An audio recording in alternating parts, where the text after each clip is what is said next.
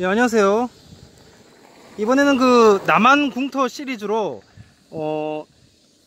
강화도에 앞서 거제도, 거제도에 앞서 선유도, 선유도를 에 대해서 선유도 편으로 이렇게 촬영을 하도록 하겠습니다.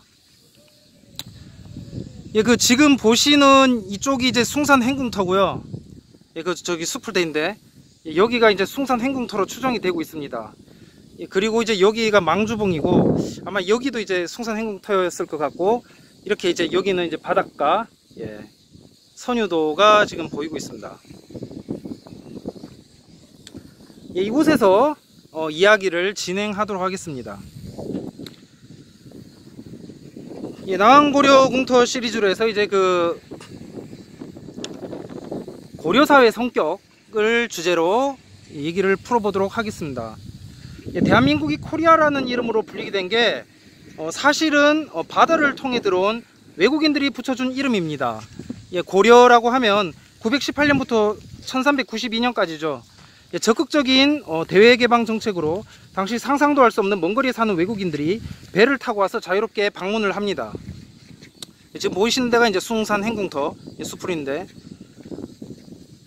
고려 수도인 개경에서 가까운 병남도를 통해 활발한 교류가 이루어지고, 개경은 외국인 상인들을 위한 숙박 시설이 있는 국제 도시였습니다. 고려사에 보면 아라비아 상인들이 방문한 사실이 1024년, 1025년, 1040년 등 모두 3차례 기록되어 있습니다. 이때 나라 이름이 대식국으로 표기됐는데 당시 페르시아를 가리키는 말이었다고 합니다.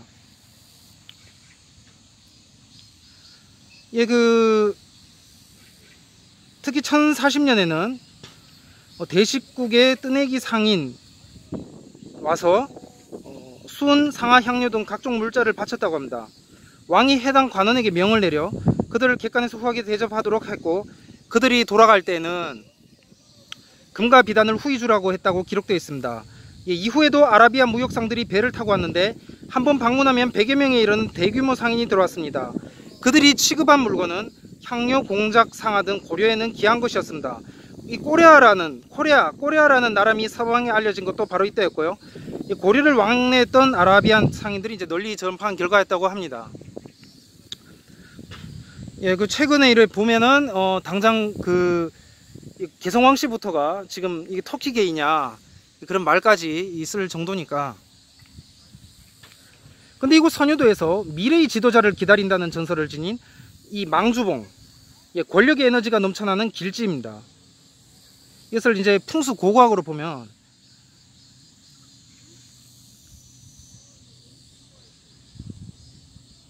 이 예언의 중심지의 선유도, 이 조그만 섬에서 새로운 나라를 건설할 만한 강력한 권력의 기운이 감돌고 있는지도 모르겠습니다. 망주봉에는 청년 도읍을 건설할 왕을 기다린다는 전설도 내려오죠. 군산 근대 역사박물관 김준규 계장은 군산의 역사 전설을 채로간 군산 역사 이야기에서 선유도 망주봉은 천년 도읍을 이루기에 왕이 되실 분이 북쪽에서 선유도로 온다는 말에 젊은 부부가 나란히 서서 북쪽 방향을 보며 기다리다 지쳐 굳어져서 만들어졌다는 이 전설을 수록했습니다. 즉 망주봉은 위대한 지도자를 기다리던 당시 민중의 소망이 깃든 곳이라는 뜻이 있습니다. 흥미로운 점이 또 있는데, 선유도 일대가 무토로 변한 뒤에 망주봉을 중심으로 천년왕국의 궁궐이 들어선다는 정감동계 예언이 그 사람들에게 매우 구체적으로 제시되었죠. 그러니까 조선시대에도 사용이 되었던 것입니다.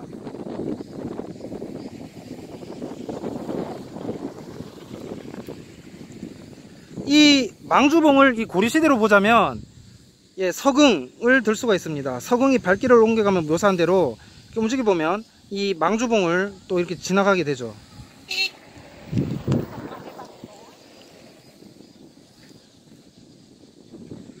자, 이곳 숭산 행궁 추정터로 불리는 이곳에 이제 왔습니다. 정확히 말하면 여기고, 여기까지도 이렇게 있었겠죠. 이렇게 해서 지금 보려고 이제 왔는데,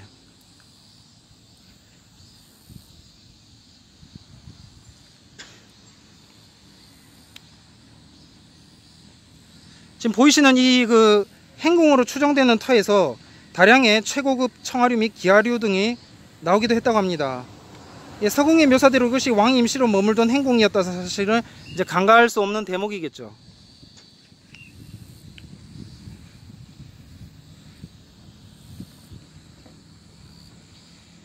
임금의 행처 시에는 반대파들의 암살 위험을 무릅써야 되고 나들이 엄청난 규모의 거금 또한 들기 마련입니다. 하물며 육지가 아닌 해로로 배를 타는 건 침몰사고와 같은 예상치 못한 돌발 변수도 감행해야 되는 것입니다. 이 모든 요소를 위험을 감안하면서까지 고려 왕들은 이곳을 방문했던 것이죠. 근데 이 숭산행궁이 지금 보신 숲풀이 있어서 제가 들어가진 못하는데 이 곳은 일반적으로 왕들이 피서나 휴양차 들렀던 곳이라 보기에는 그 규모가 협소해 보입니다. 오히려 그 선대 왕족에게 제사를 올리던 제실의 기능이 더 짙어 보이죠. 이곳에서 다랑의 청자편과 닭이류가 나왔다고도 합니다. 제사를 수행하는 데 사용되었던 그릇들로 추정을 하고 있습니다. 예, 숭산행궁이 만약에 왕이 머물면서 제사를 올리던 제실이라고 할 경우에 이곳에 숭산신을 모시는 사당 이유, 존재 이유 또한 분명해집니다. 선유도 망주봉은 한나라의 국운을 좌지우지할 정도로 강력한 권력의 에너지장이 펼쳐졌던 곳이라고 하겠습니다. 그리고 그것이 그 에너지가 고려의 힘이 돼줄 것이라고 믿었던 왕실은 이곳에 숭산의 산신까지 모셔 지키게 할 정도로 중요시했던 것입니다. 바로 고려의 왕실 풍수가 그것입니다. 고려 왕실이 풍수설에 전적으로 의지했다는 것은 서궁의 기록에서도 확인이 되죠.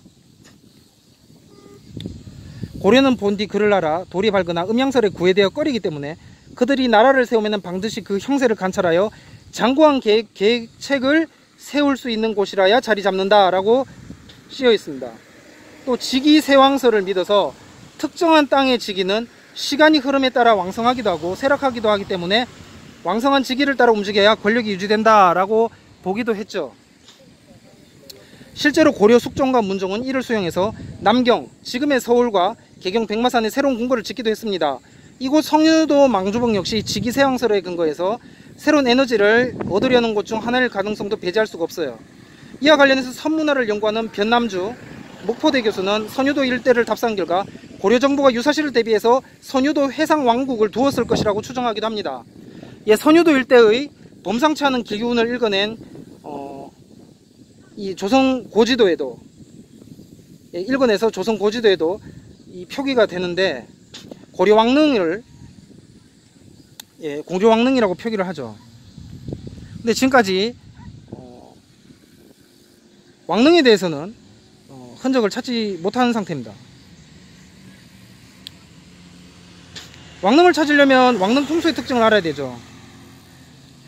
고려 왕릉은 형세파 풍수 이론으로 평지가 아닌 양지 바른 산기슭에 주로 조성됩니다. 이런 풍수 이론으로 접근해 이 망주봉 일대를 뒤져야 되는데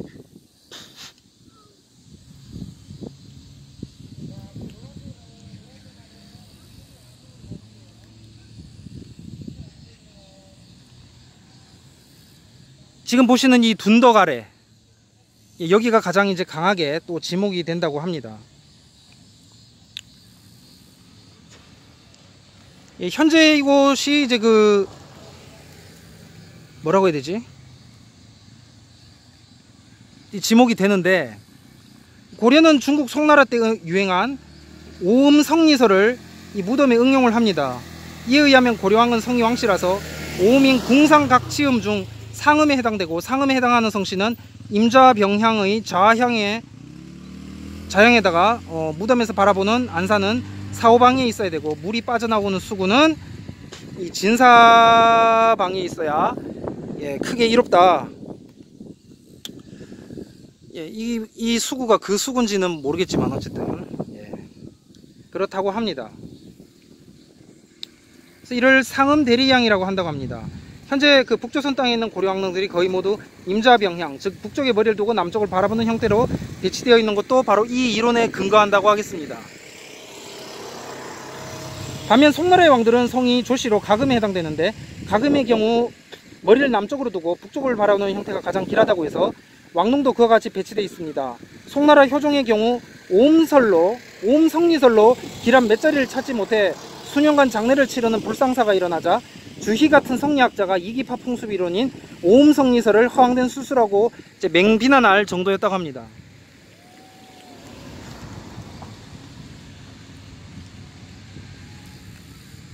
해서 그 고려 왕릉은 그러니까 금나라 왕릉은 고려 왕릉을 벤치마킹한 것이다라는 그런 글도 있죠.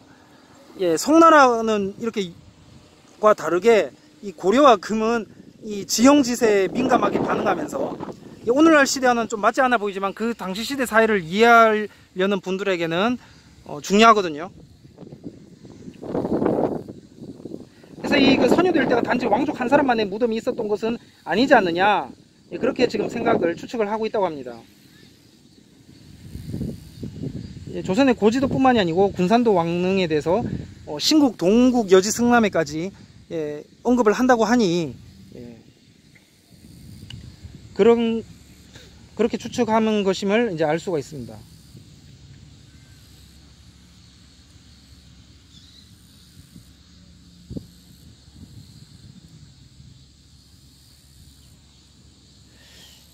해서 이 고려 왕릉은, 그러니까 고려는 전무후 천년 중에서는 이제 전천년적인 성격이 이제 강하죠. 현천년에 나중에 이렇게 붙여지겠지만, 어쨌든 고려나 조선이나 이래 될 수 있을지 모르겠지만, 어쨌든 현재로서는 따로 떼어놓고 생각하는 것도 나쁘지 않을 것이라고 봅니다. 결과는 가봐야 알겠죠.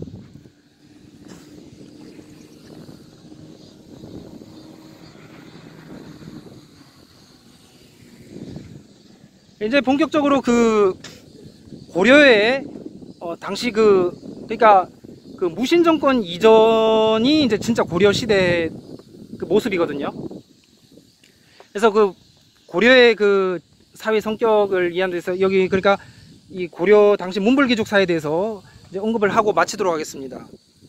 예, 지금부터 이 말할 내용은 이 박종기 교수의 500년 고려사에서 발췌한 것임을 미리 밝히고요. 당시 그 고려도경에 보이는 그 고려 문별, 그 층이 다양했다고 합니다. 일반 관료에 앞서 중간계층이라 불리는 하급 관료층인 향리설이도 있었고, 한편으로 상급 관료층인 문벌도 있었다고 합니다.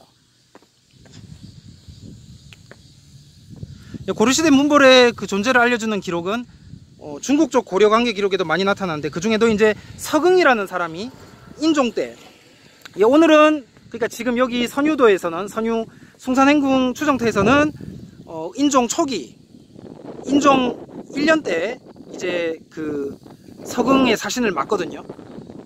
인종이 이제 그 마지막 고려 전성기의 마지막 임금이 되는 건데, 그리고 이제 거제도에서는 이제 고려 말기 인종이 폐위되고 유배되는 그런 쪽으로 이제 보도록 하겠습니다.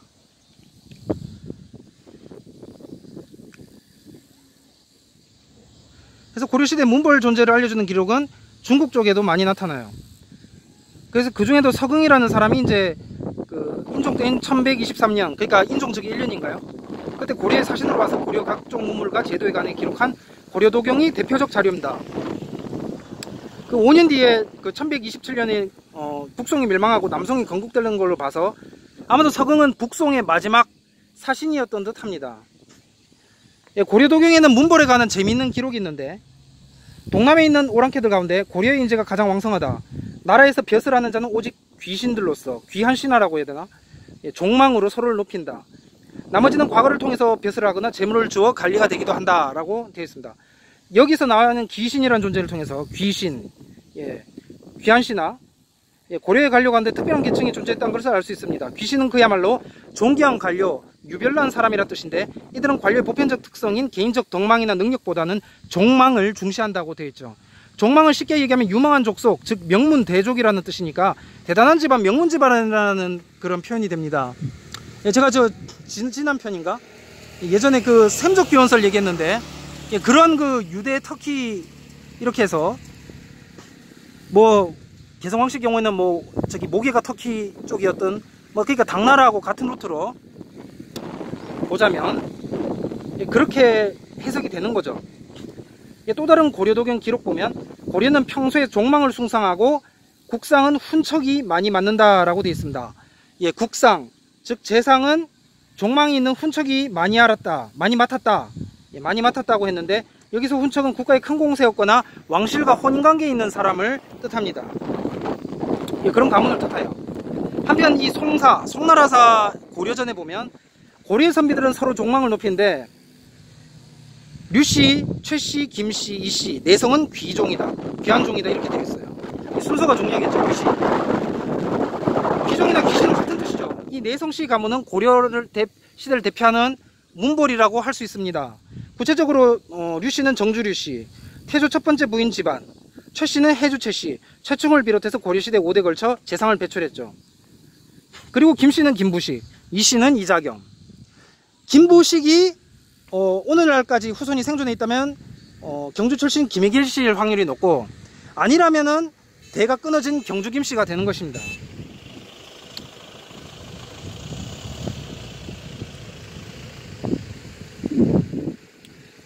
예, 재상에 대해서 보겠습니다. 예, 관료 상춘부인 문벌을 상징하는 대표적인 관료로는 재상이 있죠.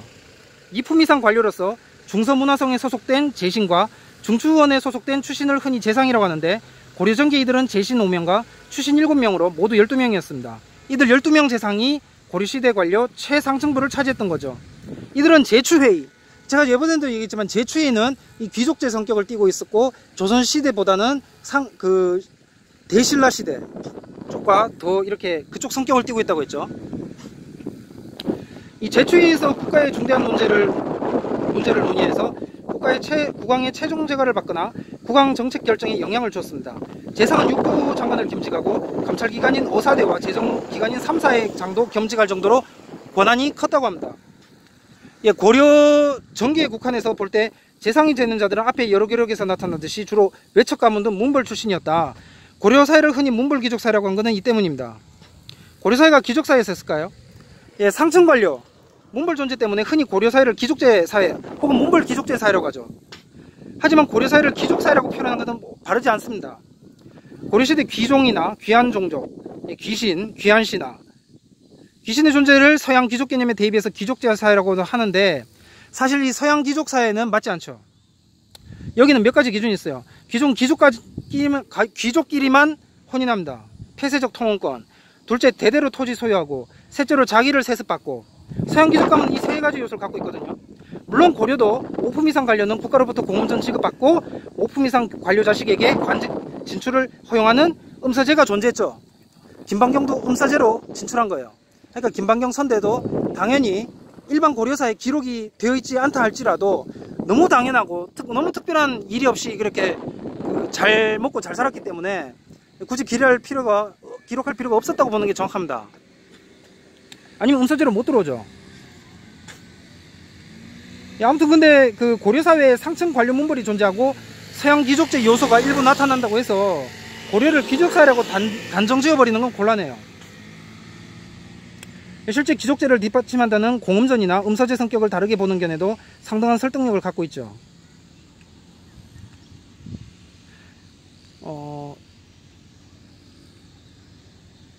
공음전은 흔히 5품 이상에게 지급됐다고 하는데, 여기서 품은 관품이 아니고 단계를 뜻하는 거예요. 예를 들어서 경종대 시정 전시과는 1품에서 18품까지 있는데, 여기서 품은 관품이 아니라 단계를 뜻합니다. 서양에서는 아버지가 공작이면 아들도 공작을 세습하고, 아버지가 자작이면 아들도 자기를 세습하죠.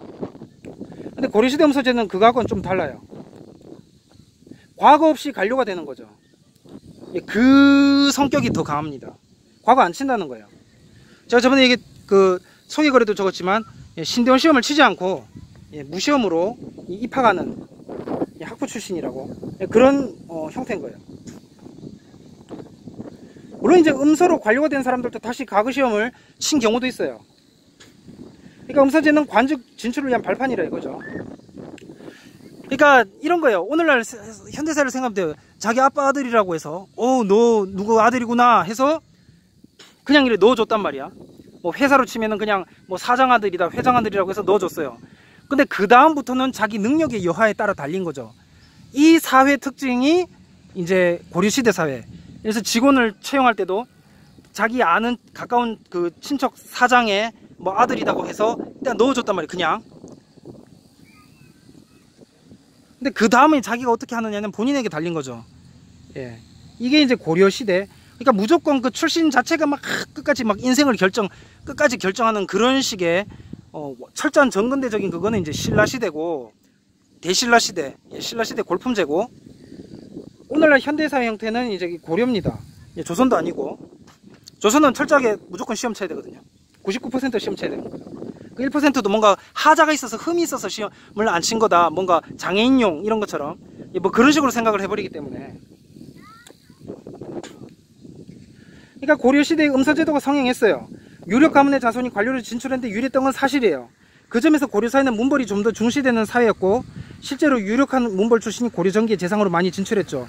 이런 사회를 문벌 사회라고 할 수 있습니다.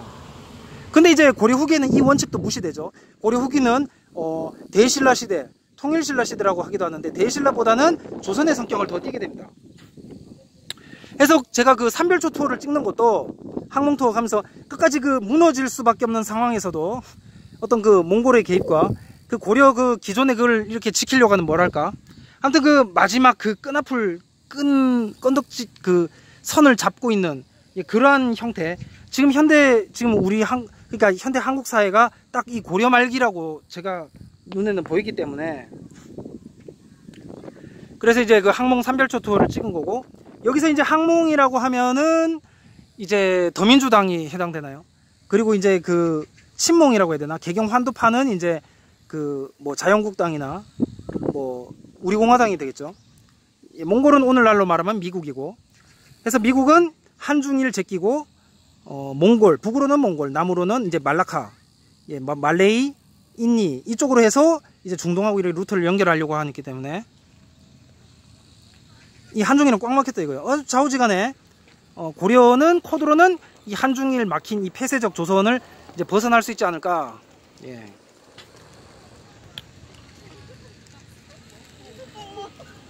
아무튼 그 지금까지 얘기한 걸 토대로 문벌계 사회 개념을 정리해보자면, 문벌 사회는 개인의 능력보다 가문의 배경이 우선시되고 중시되어 자손에 대한 우대책이 마련된 사회라고 할 수 있습니다. 음서제도, 이것도 서양의 자기제도와는 다르지만 어쨌든 유력한 가문이나 문벌에 대한 우대책인 것만은 사실입니다. 하지만 이것을 귀족제와 혼동해서는 곤란해요. 국가의 공이 있거나 국가 유공자거나 유력한 가문 출신에게 관료 진출의 길을 열어준 우대책이 음서제의 본질이라는 것입니다. 이런 예는 더 찾아볼 수 있는데, 국자학에 입학하려면 4품 이상의 자제해야 되고, 태학에 입학하려면 5품 이상의 자제해야 되고, 사문학에 입학하려면 3품 이상의 자제해야 돼요. 한데 이제 이런 제도는 조선시대에 없어지죠. 이같이 가문 문벌을 풍시하는 풍토를 보고 중국인은 종망으로 서로를 높인다라고 했던 것입니다. 그러니까 고려의 관료사회는 개인의 능력도 중시되었지만 명망 있는 가문 출신이라는 사실만으로도 지위를 드러낼 수 있는 사회, 즉 문벌 사회였다고 할 수 있습니다. 이 특징은 고려 사회가 신라나 조선 사회와는 다른 특징입니다. 그 점에서 완전한 귀족제, 예컨대 인도의 카스트 제도, 아니면은 뭐죠? 힌두교권, 그 세계 종교에서 가장 오래된 데가 이 인도 힌두교하고 베나레스, 그다음에 예루살렘 유대교잖아요.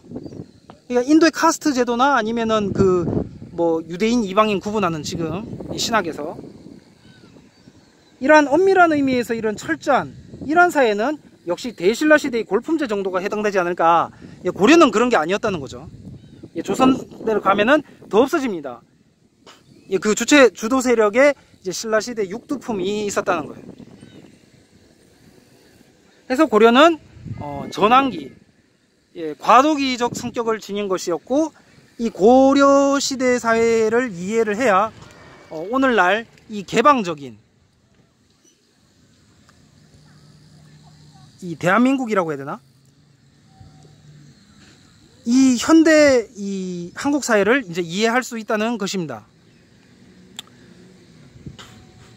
전천년 기준으로 보면은 이제 왕박씨, 뭐 김부리, 인제 김부리도 나오고, 무슨 뭐 강릉에 무슨 명주군왕도 나오고, 막 김주원도 나오고, 김원창도 나오고, 김순식, 왕순식 됐다가 다시 김순식 됐다, 막 하여튼 뭐 다양한 설이 있죠. 근데 그런 거를 끝내고 이제 현천년 또는 이제 세계 코드 전천년 뉴턴이나 그러니까 한해녹을 끝내고 뉴턴이나 아니면은 저기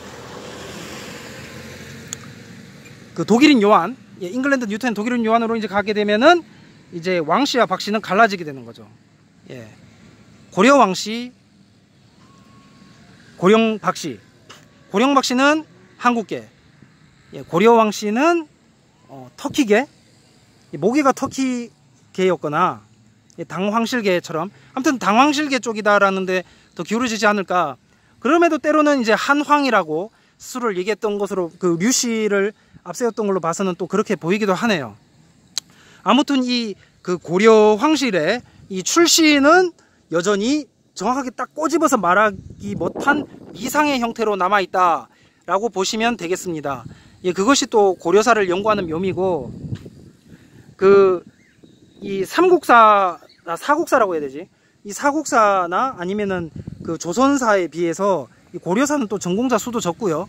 예, 그러한 것들 또한 이 고려사 이해에 장애물이 되고 있다. 예, 당장 그 북한, 그러니까 북조선, 예, 수도 개성이 북조선에 있으니까 38로 껐다면은 철원 궁예가 북으로 가고, 예, 개성은 남으로 왔을 것인데, 예, 그러한 점들도 오늘날 그 현대, 정확하게 말하면 북조선은 북조선이고 남한은 남한이거든요. 예, 고조선과 진으로 나눠보자면, 그러니까 그런 것들, 진, 사만, 예, 그러니까 그렇게 나눠볼 수 있는데, 예, 개성은 밑으로 땡기면서 이제 개성 왕씨만큼은 이제 뭐 모계가 터키계였거나 뭐 당황실, 일단은 그렇게도 볼 수 있고, 아니면 한황으로 해서 예, 류씨를 이제 그 성씨들 중에 이렇게 앞세운 걸로 봐서는 뭐 그렇게 볼 수도 있고, 예, 이럴 수도 있고 저럴 수도 있고, 예, 그렇게 되겠다 하겠습니다. 예, 다음 편 이 거제도에서 이제 그 오늘은 이 의종, 예, 여기서 이제 김부식 등과 함께 이 서궁 사신을 맞았다라는 것을 살펴보았고요.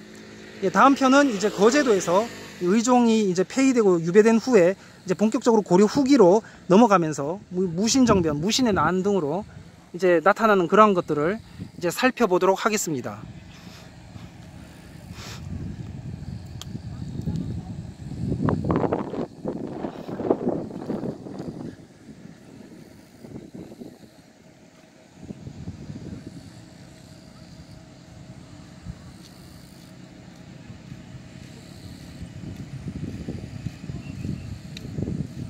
그러니까 항몽정씨는 더민주, 예, 개경 환도파는 이제 한국당이나 이쪽이 되는 거죠.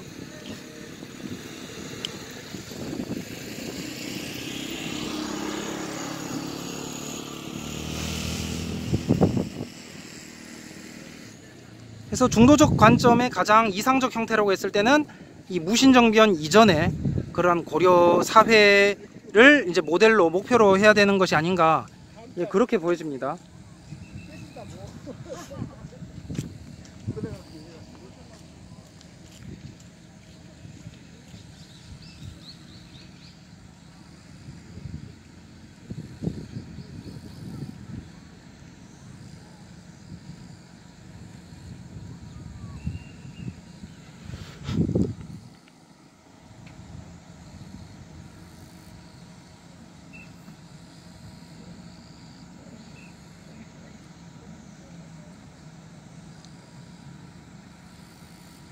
네, 1123년 이게 이제 그 인종 1년 때고,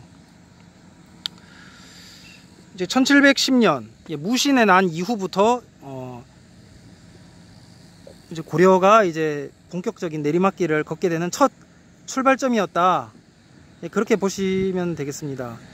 이제 폐쇄화되어 가고, 그래서 무신의 난은 의종 24년인 1170년에 있었고, 이 고려전기와 후기를 나누는 기준이 된다. 고려전기는 신라시대적 성격을 갖고 있고, 대신라시대적, 그 다음에 고려 후기는 조선적 성격을 갖고 있다. 그래서 이 여말선초라고 하면은 이제 현대하고 접목이 더 이렇게 가능한 것은 이제 그런 것입니다. 그럼에도 남할여초까지 봐야겠죠. 세계적 구도를 보려면 남할여초까지 봐야 되고, 이 한국적 기준으로 보면은 이제 이 여말선초를 보면 되거든요. 더 확실하죠. 더 팩트고요. 예, 여말선초가 있어야 남할여초가 있을 수 있는 것이거든요. 그래서 고려는 중간에 이 세계사와 한국사 중간에 있는 것이고, 예, 동양사도 끼고 있는 그러한 과도기적 중간지대라고 하겠습니다. 예, 시청해 주셔서 감사하고요. 예, 다음 편 거제도로 이동을 하도록 하겠습니다. 안녕히 계십시오.